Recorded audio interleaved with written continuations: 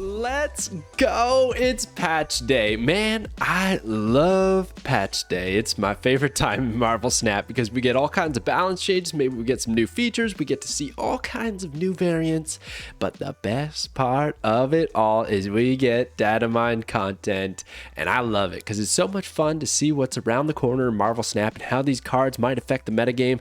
And it allows us to kind of, plan our resources accordingly for the future, which actually I find makes DATAMINE content one of the most important things about this game because it ain't cheap. So you gotta look and see which cards you're excited for and save up for those. And that's what we're gonna do here today. We're gonna talk about those spicy cards that are gonna be coming out in March. That's what we got the DATAMINE content for. If you're curious about February or maybe even the cards coming out later this month, go back to my channel. I cover it all right? And actually, I'm gonna have a video out shortly, right away, because some of the February cards got reworked, changed pretty drastically, and I figured I'd just split it up in two videos just to keep it nice and smooth, clean. Let's get into March because we're kicking it off with the season pass card, and that is Hope Summers. So the whole theme about this one seems to be like X-Men versus Avengers, which is interesting. I don't know how that's going to work out. Seems like a lot of characters merging into one season, which is a bit much, but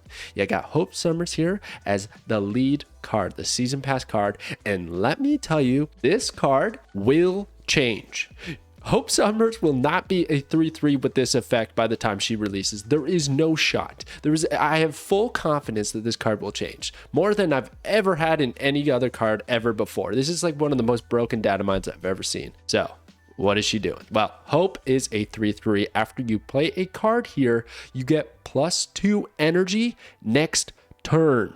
Dude, that is so crazy on so many levels. Okay, you can just talk about just ramping into some high power cards, but then also the fact that it's not just a one-time bonus energy effect. You can repeatedly do this every single turn. That's crazy. You think about that location with the djinns there, the little ghosty djinns, and you have to actually like play a card there to get a card to play a card, and then it's 0/1 you might not really want on the board, and then that gives you +2 energy for the next turn. This is just doing it like as an effect, an aura, like as long as you play a card there, you're going to get that energy. And maybe that's telegraphing it to your opponent, which is certainly a weakness. But my goodness, when you just talk about the combination of Hope Summers and Kitty Pryde, that is just broken. I mean, we're talking turn 4, let's say, or turn 4, you play Hope Summers and you play Kitty Pryde there. Well, on turn 5, now you're going to have 7 energy.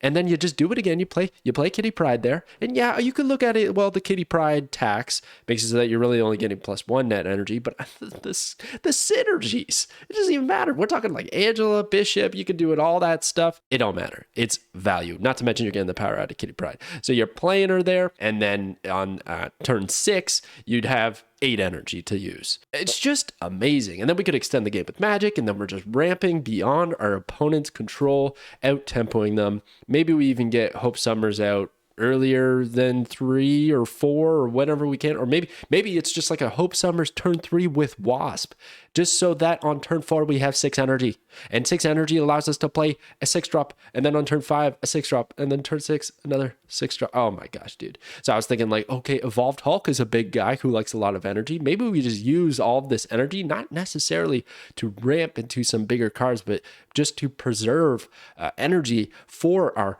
Evolved Hulk, for Sunspot, for Cyclops, all these cards in the high Evo package that will just really greatly benefit from having excess energy. Or we could also look at that move package, like the Silky Move type of thing, where you're using cards at Hope Summers' location, and then they move off. So we're looking at like Jeff, Nightcrawler, Spider-Man, you name it. All those cards that are moving around. You could even look at Vision. Fantastic, because we're going to ramp into them early. We're going to get the bonus energy, and then we're moving off. And it doesn't even have an on reveal that can get shut down by like Cosmo. It doesn't have an ongoing that can get shut down by Enchantress or Rogue. It's just an effect. Can't even get countered by Shadow King because there's no power being displayed. There's no energy disruption that I'm aware of. Not even Mobius can stop this. It's just wild.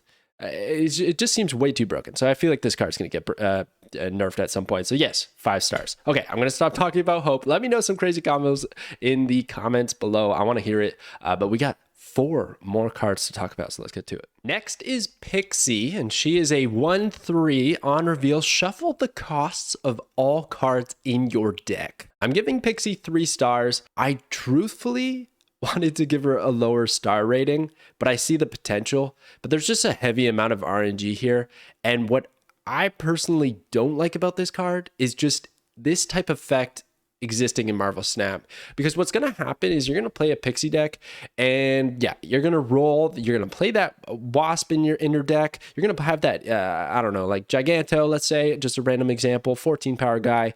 They're going to swap costs. Giganto is now 0, 14, and that Wasp is whatever, 6/1, I guess. So that's not so great, but that's partial RNG, right? We're hoping that the costs actually swap in a manner that we're hoping for, because really you could still draw that Wasp and it be a 0 cost, because if you're tucking away a Yellow Jacket in your deck as well, 0 to 0, they're going to swap.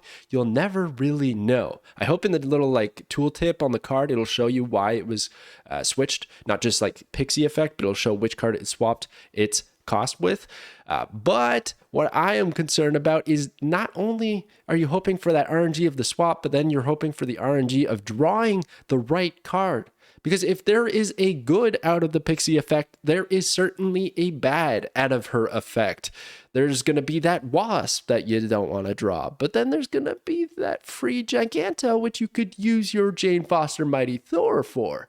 And then you pull them out, and then it's just crazy. So it's just a crazy high roll card, in my opinion. I think it's going to be a lot of fun for a lot of folks, but I also think that if this was ever somewhat competitive, or this was ever a strong deck, the RNG would be way too tilting. It would frustrate not only the player playing it, trying to gain cubes consistently, but also the opponents who are faced up against 0/14s and whatever else because their opponent high rolled on every opportunity possible. That's just where I'm like, whoa, okay, this is a little bit scary. So then, of course, yes, I talked about like the Wasp synergy. You could look at the Yellow Jacket, and then really any high power card with a high cost, and then you swap it around. But then also I was thinking about Lockjaw, right? So with Lockjaw, we can throw the Wasp back if we did draw it too early, so that we know it's in the deck 100%. Then you play your Pixie. You wait until you know that those 0 cost cards are in the deck. Higher opportunity, higher chances to have a good swap, and hopefully afterwards good draws. Not to mention, if we're throwing the Wasp into the Lockjaw location, then maybe we're going to pull out that high power card anyways, and that's a win. And we get the low cost card in the deck, and then it swaps its cost. That's what I was thinking about with this card. Not in love with it, but here we go. While I'm here, I'm also going to mention that all these cards are Datamine to be Series 5, but I am like 99% sure that at least one of them will change to Series 4. And I think this is my pick for Series 4 placement. We'll see. Time will tell. I have no information regarding that. That is a total guess. Let me know which one you think in the comments below is going to be Series 4. But let's get to the next card. Next up is Mockingbird, and Mockingbird's a 5/9, costs 1 less for each card you have in play that didn't start in your deck. What? This is nuts, dude. This seems so strong, and I gotta say, it's probably my favorite one. I know it's gonna be kind of frustrating, but it looks like a lot of fun. And this variant is one of the nicest variants I think I've ever seen. I love that variant so much. It's so clean. Anyways, this card. So 5/9, obviously not a preferable stat line, but if we look at any of those cost reducing cards, this ain't too bad. This is actually on the higher end of power for a cost reduction card. So you look at like Stature having 6 power, Miles Morales having 5 power, Mockingbird at 9 is pretty wild. Now you pair this with Loki and we're good to go. But not really, right? Not really. Let's take a step back and think about that one, because if we draw Mockingbird and we use Loki, well, you don't have a Mockingbird anymore. I obviously put that as a synergy, because if we draw Mockingbird afterwards, then it's just the easiest condition in the world to meet, and it's happy days. But then there's another one.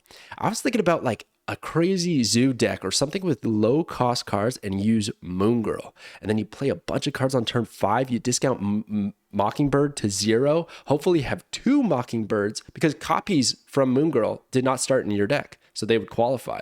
So I think that's a crazy good synergy and maybe brews up a really fun, unique new copy deck. We'll see. And then also, I'm pretty sure, now we don't have confirmation, this is like brand new content, right? I literally just swan dive from work to get here to show you guys this. I haven't had that much time to deep dive and think about these cards, but I'm pretty sure tokens are not cards you brought in your deck. They're cards that spawn from the cards you brought in the deck. So I think they qualify. So that also goes for like things like the monster from Monster Island, the ninja, you name it. Even the rocks, collapsed mine, I think it is. That would qualify. That'd be a discount of 4. Mockingbird is a 1/9. So like, I just don't see how this card doesn't overperform. Like it just seems bonkers to me, the combinations. Now, of course, if tokens don't qualify, maybe it becomes a little bit more difficult then you really got to figure out ways. There's another one is Thanos. Do the stones technically start in your deck or not? Like, I mean, I know there was some weird things going on with Quinjet, and that's another card. Quinjet discounting those cards if they didn't start in our deck, and then we can play them. You could look at the entire agents, Agent Coulson, also Nick Fury. Any cards generating cards that didn't start on our deck could work with Mockingbird. It just seems like a lot of fun. I'm excited about it. I would love that agents deck to really actually come together and work, and maybe she can do it. All right, so that's Mockingbird. Let's get to the next card. Cannonball. Cannonball's joining Marvel Snap. Man, another thing about these characters, obviously we're going to double up when we do so much custom card content, but the Berry verse, I'm pretty sure somebody sniped this very effect and this character. Like, I feel like I've seen this in the Berryverse customs sometime before. But here we have Cannonball, a 5/8 on reveal. Move an enemy card away from here and add a rock where it was. If it cannot move, destroy it, but still add that rock where it was destroyed. So, pretty interesting. I don't know how I feel about the strength of this card. It seems pretty fun. It has both disruption utility and also possibly a big destroy if you happen to fill up the opponent's other 2 locations and they're banking on playing one big card at that. You destroy it. Happy days. It turns into a rock essentially, which is really good. But that's probably on the more challenging end of setting up that strategy for Cannonball. So I think more realistically, you're probably going to move the card and leave a rock, which isn't too bad. It clogs the board up pretty good. You're moving that card probably where it didn't want to be. That's not where your opponent played it. And a rock is never ideal. But of course, a rock can get destroyed. So if you're playing like against a destroyed deck, rather, this could benefit them. And this also gives me Stegron vibes. And Stegron's never really taken off. I've played a lot of Stegron, and I can tell you, as much as I love that guy, he's not a top performer by any stretch of the imagination, okay? And Cannonball's a later game card. He's a 5 cost, and he's got that E-power, which is kind of good. So the upside is definitely there. If we get a big destroy, then that's fantastic. If we want to try and do, I don't even know, you don't really want to run Green Goblins either because you don't want to have them destroyed if possible. Moving them and leaving a rock is not too bad. I feel like it just gets a little bit awkward. So some of the decks I was thinking is you could use Debris because if he's going to make a rock, let's make a ton of rocks. Seems pretty good. Why not? And then Wong, we can move 2 cards, maybe leave behind 2 rocks, or guarantee we destroy maybe the second if we fill a location. It can't move, anything like that.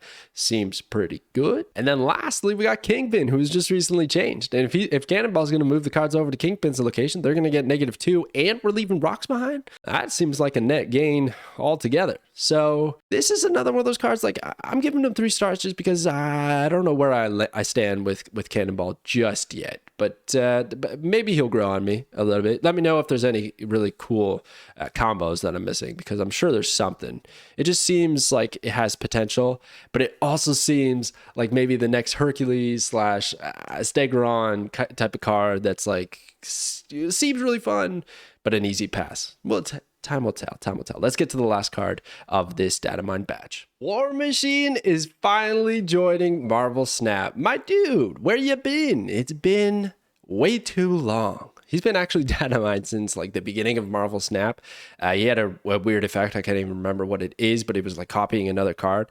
And finally, here he is. He's a 4/6 on reveal until the end of next turn. Nothing can stop you from playing cards anywhere. So it's kind of like that Jeff mechanic, right? Jeff likes to move and it doesn't really matter what's going on. He'll do whatever he wants.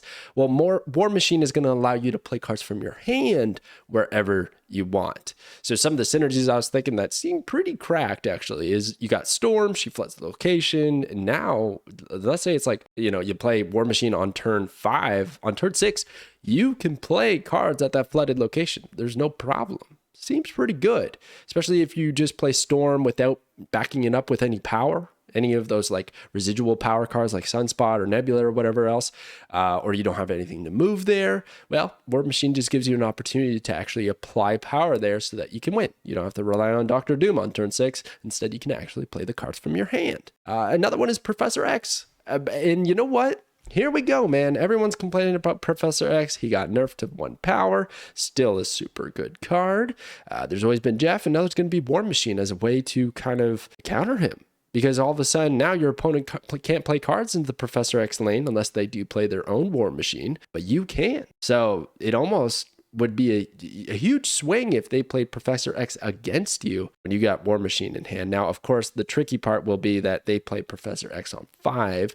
Unless you're able to read that play, you're not going to be able to play War Machine on turn 6 and then play cards anywhere you want. It's a setup. So you got to hope for the next turn. And that's why I'm giving him 3 stars, just because of that 2-turn setup that's required. Because otherwise he's kind of dead on that last turn, even if there's locations or cards or things that you can't play into. But another one that's kind of cool is Jean Grey. Jean Grey is one of those sad cards where she just never really took off. And she was pretty hyped up to be a good control piece. Well, maybe War Machine helps out just a little bit, because now you don't really have to worry about yourself playing at the Jean Grey location. You're free to go wherever you want. But your opponent, of course, does have to, unless they are able to fill up that location. So maybe that's pretty good. But overall, I'm not really feeling this card. I feel like it's just a little bit clunky, maybe finds a home in a lockdown deck somehow, but I don't necessarily love it. But I still see the potential, so I'm giving her 3 stars. And War Machine, man, look at the variants here. So sick. He's got awesome variants. I love the blueprints. He's got all kinds, because he's been around since the dawn of time. It's about time. Glad you're here, buddy. All right, so those are the cards in March. So let me know which one you're most excited about. But I also got the Spotlight Cash schedule to give you guys, you know, all that planning knowledge that you need. All right, so here we go. This is the March Spotlight Cash schedule. Now, like I was saying earlier, they all read as Series 5, but I'm pretty sure that one of them is going to go to Series 4. And I think that's either going to be Pixie or Cannonball. That's my guess. But time will tell. We will see. Maybe they won't. Maybe there will be some other changes. Who knows? But this seems to be the cards that are going to be accompanying these brand new cards in their Spotlight Cash week. And that is also, of course, subject to change. And I'll keep you guys updated if it does. The top row there, that's the Season Pass variants that you can get with Magneto and Iron Man. Then we got Pixie with Spider-Ham and Mobius, which, by the way, Mobius is a crazy synergy with Pixie that I forgot to mention. So if anyone stuck around to this point in time, thank you, because I just saw that and thought of that, and my goodness, that'd be crazy. That means all the cards that you swapped end up with their original cost, but the new power, or the, oh man, oh my gosh, so your Wasp then goes back to being a 0/1 and stuff like that. I guess that's not all that great. I don't know. That just seems nuts. There's probably some crazy shenanigans. Moving on, you got Mockingbird with Man-Thing and Miss Marvel. That seems all right. Miss Marvel just recently nerfed to 4/4. Cannonball with 2 Series 4 cards in Ghost Spider and Kitty Pryde, and War Machine with a very cool Silver Samurai and that awesome Silk. So some cool variants, great artwork, great cards, very exciting month. Man, they just keep killing every single month. I feel like so far, January, February, March has just been so good in and out. Like, it's hard to really decide what to save up for, but here we are. Oh, and I got the old War Machine there as a 4/5. He's a 4/6 now. Who would have thought? There you go. Okay. Thank you so much for watching, guys. Stay tuned. I'm going to have another video in just a short minute that's going to talk about February's cards that were just reworked. Kind of crazy. Got to talk about it. All right. Thank you so much, everybody. And I'll catch you guys next time.